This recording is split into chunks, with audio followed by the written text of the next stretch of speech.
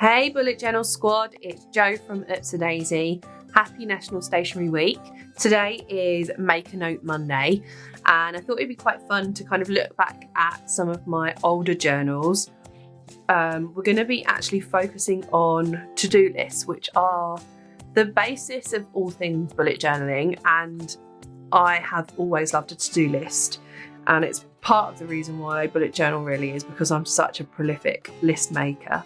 And what I'm going to look at is how we can mix up our to-do lists and really make them work for you. So going from a basic to-do list and then different ways that you can tweak it or put a sort of twist on it to make it a bit more interesting.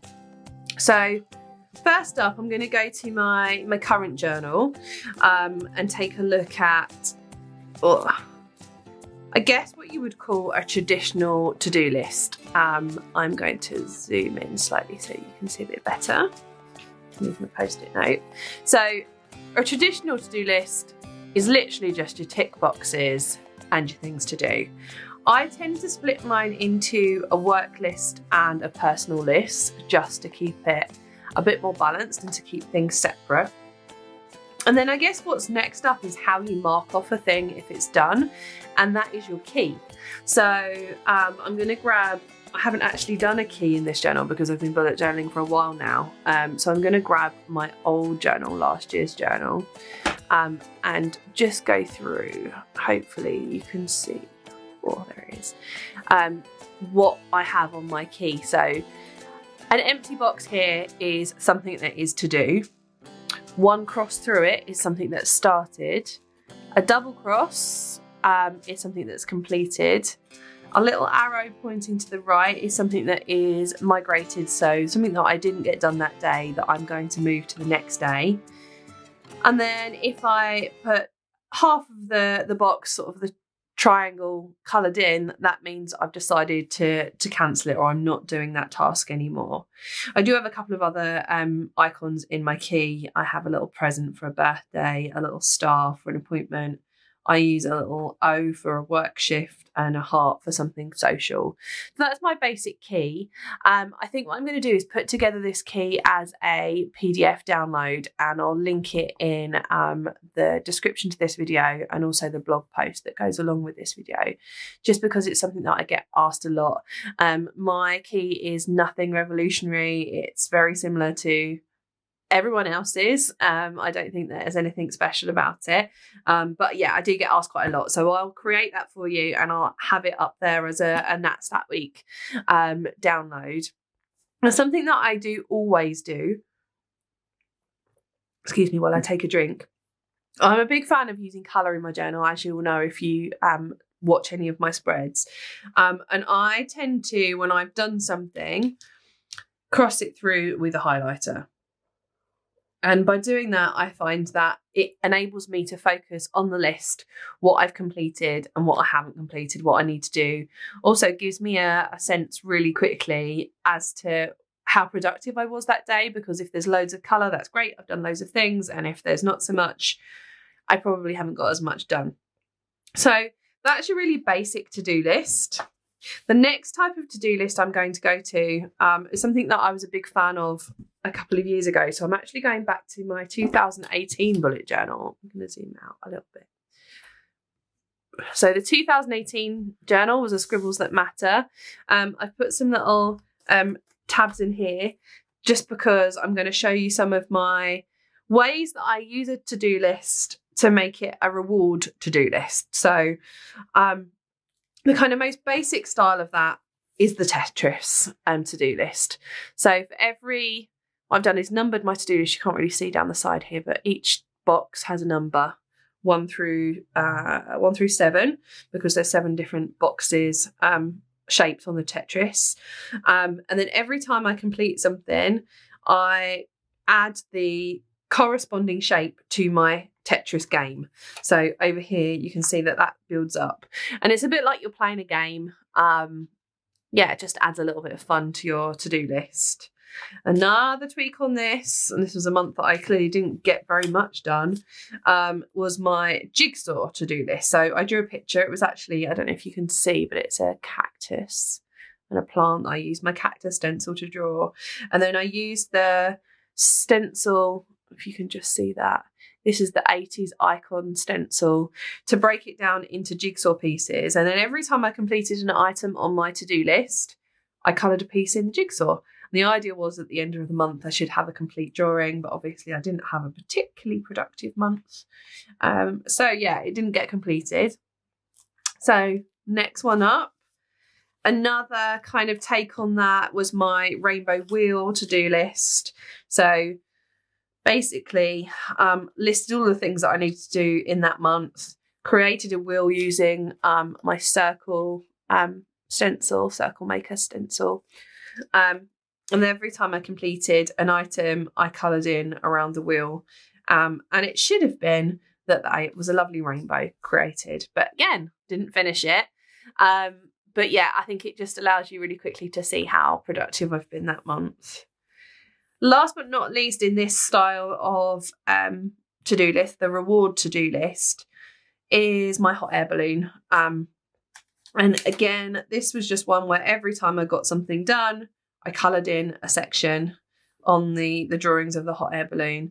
The theme for that month, I think, was hot air balloons, she says. So it fitted in with the theme. Oh, and there was another one. Sorry, I thought that was the last one in these ones.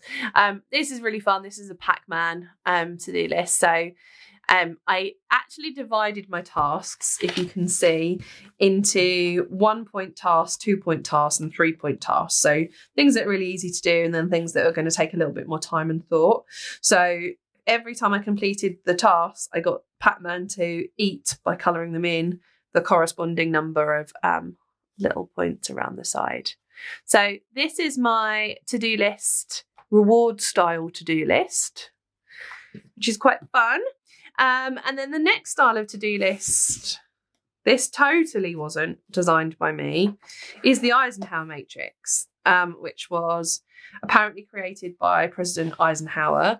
Basically, you create a cross on the centre of the page. Sorry, you can just about see that. And this is a printable that I created for one of our subscription boxes, and it's actually available through the website now. So you create a cross on your page, and this axis of the cross is urgent and not urgent. So up here is urgent and down here is not urgent. And this axis is not important to important. And then you take all your tasks that you need to do and you place them in one of the quadrants. So if it is urgent and important, it goes here. If it's important but not urgent, it goes here. If it's not urgent, not important, it goes here. And if it's not important but it is urgent, it goes here. And it allows you to kind of focus your time. Obviously, the urgent and important tasks get done first, and then potentially these ones next, these, and then these.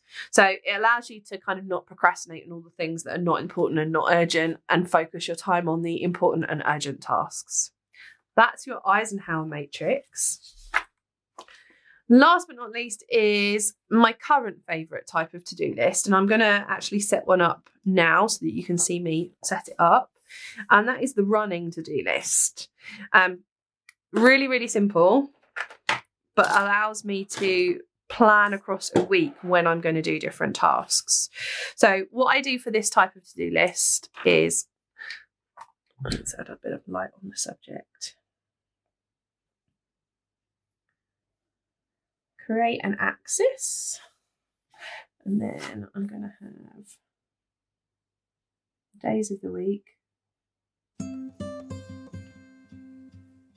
And I also add an arrow, and that's in case I end up delegating it to the next week.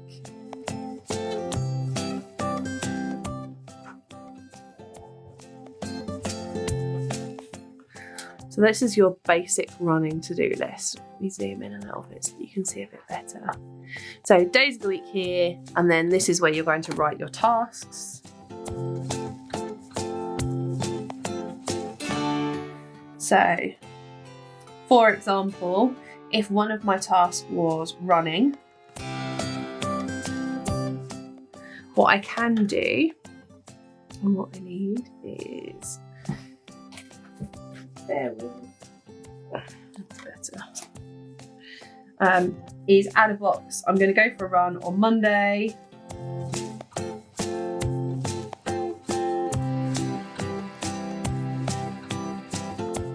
Wednesday and Friday. So it allows you to schedule repeating tasks this way, or if I'm going to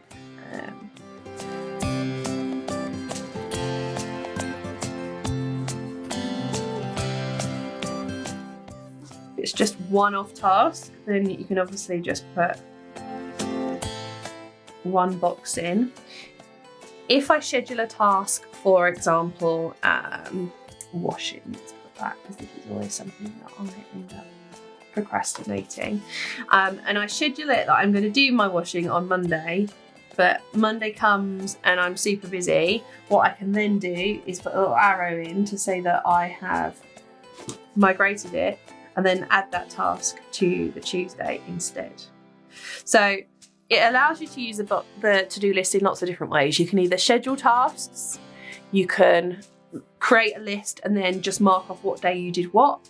You can move your tasks around, and also if you get to the end of the week and there's tasks that you haven't done, you can add them to your migration column, which is this last one with a little arrow in, and that allows you to move it over into next week running to-do list. So it basically creates a really flexible list that you can use as the week goes on, rather than creating a little list in every single day and then having to keep migrating tasks or repeating what you're writing if it's a task that you have to do every day. I hope that makes sense. I think it does.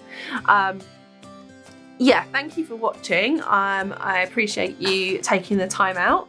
I really hope you're having a good National Stationery Week so far. If you haven't already, check your inbox if you signed up for our newsletter, because there's an exciting discount code that should have landed into your inbox. It may have gone into your spam folder, so do search there. There will be a discount across the whole week, and we have 2 new exciting boxes, our beginners box and our self-care box, which we can't wait for you all to see. Have a great week, and we'll catch you tomorrow for the next video.